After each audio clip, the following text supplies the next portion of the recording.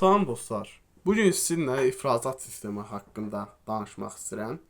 İfrazat sistemi ilə danışmağa keçmədən əvvəl sizə təşəkkür etmək istəyirəm ki, mənim kanalımın abunəsi gedə-gedə artır və bunun üçün də sizə təşəkkür edirəm. İndi isə ifrazat sistemi haqqında danışmağı keçək.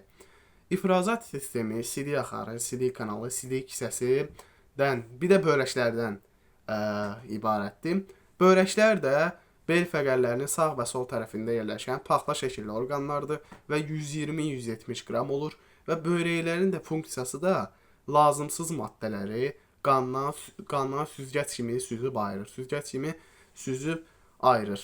Və bu da nefronlar vasitəsilə olur, amma ona keçəcəm indi. Onu keçəcəm. Və CD axarı da birinci CD kisəsidir. CD kisəsi CD-nin toplandığı yerdir. Yəni CD hissəsinə CD dolur. Sonra da CD kanalı var. Bu CD kanalı CD-nin xaric edildiyi. Yəni CD kanalı vasitəsilə xaric edilir. Sonra da CD axarı. CD kisəsinə CD kanalı vasitəsilə dolur və CD kanalı hər bir börekdən bir ədəd çıxır və 25-30 santim bir ölçüsü var. Yəni 25-30 santim qədərdir. Ölçüsü bu qədərdir. Və böreklər.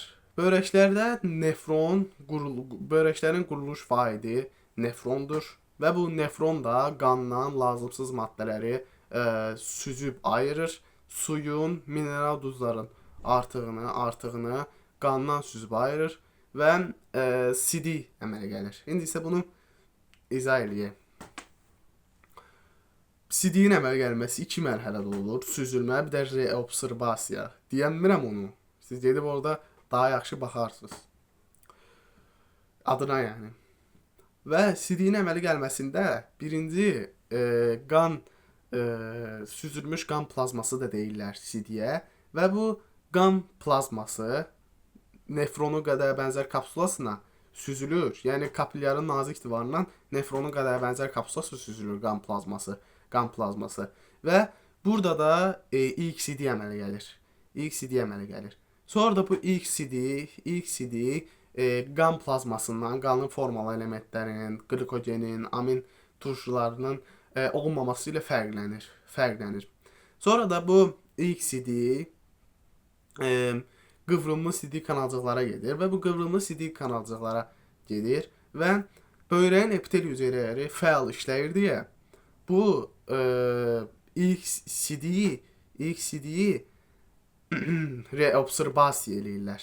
Yəni oradakı lazımlı maddələri alırlar, suyun 99%-ni sorurlar və orada son CD qalır.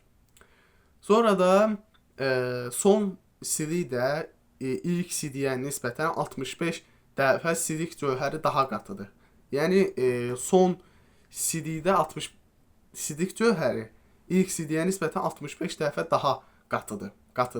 Sonra da son CD qıvrımlı CD kanalcıqlarında sidik toplayıcı borcuğa keçir. Sidik toplayıcı borcuqdan da böreklərinə gətirilir. Böreklərindən də sidik axarı vasitəsilə CD kisəsinə dolur. Sonra da CD kisəsindən də CD kanalı vasitəsilə xaric edilir. Sağ olun, var olun.